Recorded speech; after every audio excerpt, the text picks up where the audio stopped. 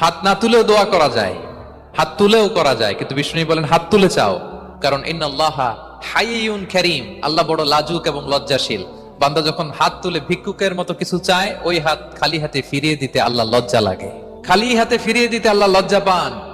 হাত তুলে চাইবেন, দোয়াতে আল্লাহর নামগুলো ধরে ধরে ডাকুন, ইয়া আল্লাহ, ইয়া রহমান, ইয়া রহিম, ইয়া হাইয়ু, ইয়া কাইয়ুম বিরহমাতিকা আস্তাগীথ। আল্লাহ নাম ধরে ধরে চান, ওই দোয়া আল্লাহ কবুল করবেন। বিশ্বনবীর উপর দুরূদ পড়েন, যে বিশ্বনবীর উপর দুরূদ পড়ে না, ওই দোয়া আল্লাহর কাছে কবুল হয় না, এটা আকাশে পেন্ডিং থাকে। বিশ্বনবী বলেন সব দোয়া আকাশে পেন্ডিং থাকে যতক্ষণ না আমার উপর দুরূদ পড়া না হয়। মোবাইলে দেখবেন ব্যালেন্স না থাকলে, মেসেজ পাঠালে কি হয়ে থাকে, ওইটা পেন্ডিং, আবার টপ আপ করলেই সেন্ড। তা আপনি যে বলেন হুজুর আমার দোয়া কবুল হয় না, কেন হয় না বলছেন এবার?